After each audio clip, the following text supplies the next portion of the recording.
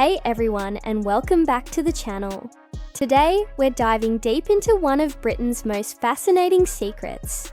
A place that exists almost as its own country, right in the heart of London.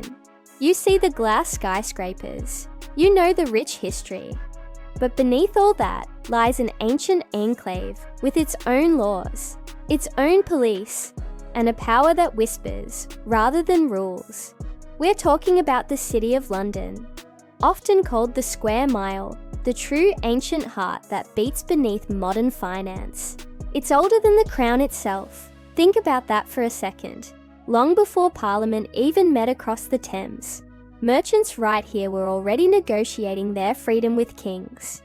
What started as a medieval guild of traders grew into something far stranger, a corporate body that has survived empires, wars, and revolutions by mastering the art of quiet independence.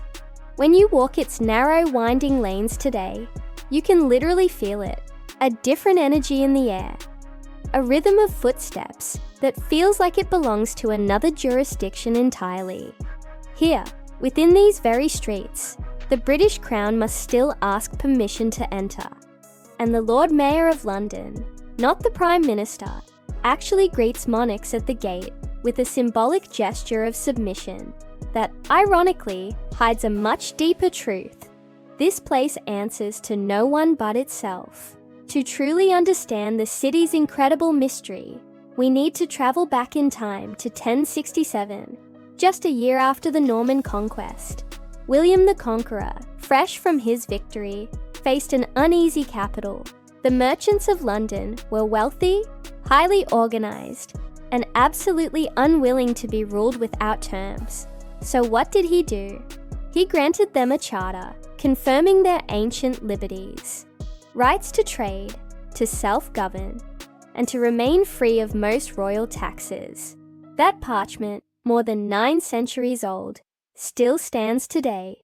Every single monarch since then has renewed it. Afraid to disturb the delicate balance between the crown and, well, cash. Out of those incredible privileges grew the City of London Corporation, a legal entity that is older than any parliament on earth. It owns its own territory, it elects its own leaders, and yes, it even runs its own police force. Its boundaries, marked by these iconic dragons made of cast iron and stone, don't just separate districts, they separate jurisdictions. Step across them, and the laws subtly bend. Authority shifts like the tide of the River Thames. The city's governance is a truly fascinating puzzle of ceremony and secrecy. At its head stands the Lord Mayor of London. And let's be clear, this is no relation to the Mayor of Greater London, who governs the metropolis around it. The Lord Mayor is elected each year, not by ordinary residents, but by the livery companies, these ancient trade guilds that still hold the vote, and by representatives of the city's corporations. In a population of barely 9,000, more than half of the electorate are businesses, not people. It's like democracy inverted, commerce as citizen. The Lord Mayor's procession, famously known as the Lord Mayor's Show, parades this very paradox every November. A golden coach, medieval banners, ritual swords, and the unspoken declaration that the Square Mile remains sovereign in spirit. But beneath all that spectacle lies an even deeper layer. Within the Guildhall, where magnificent limestone lions guard oak-panelled halls, decisions are made that never even reach Westminster's gaze. The city's remembrancer, an official with an archaic title that literally means memory itself, sits inside the House of Commons chamber. He's a silent observer, empowered to watch every bill that might affect the city's privileges. No other body enjoys such access. He can't vote, but he can whisper, remind, and warn. It is through such whispers that the Square Mile defends its autonomy. Governments come and go, the city remains. Its power isn't military, it isn't overtly political. It's financial, ritualized, and perpetual. From the iconic Bank of England on Threadneedle Street to the Royal Exchange, the very architecture tells the story. These are temples to trade rather than to faith. Beneath them run vaults and tunnels that once stored bullion for an entire empire. Today, they store data and debt, the currency of our digital age. And yet, the legal framework that protects those transactions still flows from those medieval charters. When the global economy trembles, ministers speak of markets, but the market itself, the physical and legal idea of it, lives right here. The city's courts, its livery halls, its codes of conduct form a parallel system of governance that rarely meets the public eye. The City of London Police, entirely separate from the Metropolitan Police, guard only this 1 square mile, yet they answer to the Lord Mayor, not the Home Office. Their insignia bears the Red Cross of St. George and the Latin motto, Domine dirige nos, Lord guide us. The phrase once sounded devotional. Now, it sounds entirely constitutional. In moments of crisis, from the Blitz during Chubby Ware to the 2008 financial collapse, the city has stood as both fortress and sanctum. During wartime, its vaults protected gold from across the Commonwealth. During peace, its laws sheltered contracts too complex for outsiders to read. And through every single century, the monarch's role has remained symbolic. Each new sovereign must still pause at Temple Bar, where the Lord Mayor presents a sword as a token submission. But look closely. The sword points outward, not downward. The gesture really says, we serve the crown, but on our own terms. Visitors often mistake the city's ancient pageantry for mere tourism. The dragon boundary marks, the black-robed aldermen, the Great 12 livery companies. They appear quaint, even harmless, yet every ritual conceals genuine authority. The livery companies, once simply guilds of goldsmiths, mercers, fishmongers, and drapers, now control vast charitable trusts and immense real estate holdings. Their halls are private, their ledgers closed. Within them sit the descendants of Britain's oldest families and the executives of its newest banks, all bound by tradition that doubles as discretion. When the modern Mayor of London makes a speech, cameras roll. When the Lord Mayor hosts a banquet at Mansion House, only the invited hear the toasts that truly shape future policy.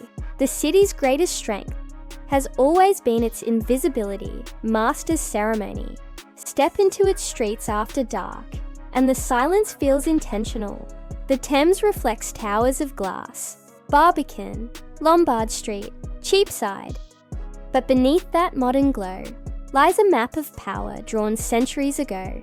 Each ward has its own alderman, its own beadle, its own coat of arms. Together, they form the Court of Common Council, a governing body that predates the House of Commons by centuries. Here, clerks still record decisions with quills beside laptops. Here, ancient oaths are spoken in modern accents. The continuity is almost unsettling, a powerful reminder that progress in Britain often hides under medieval robes. The city also keeps its own mysteries of wealth. The Bank of England, though nationalised, sits within its bounds as a quasi-sacred institution. Its very foundations lay atop Roman ruins.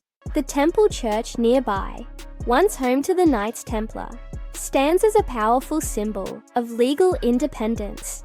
The Inns of Court, though technically outside the corporation's line, share its aura of self-containment.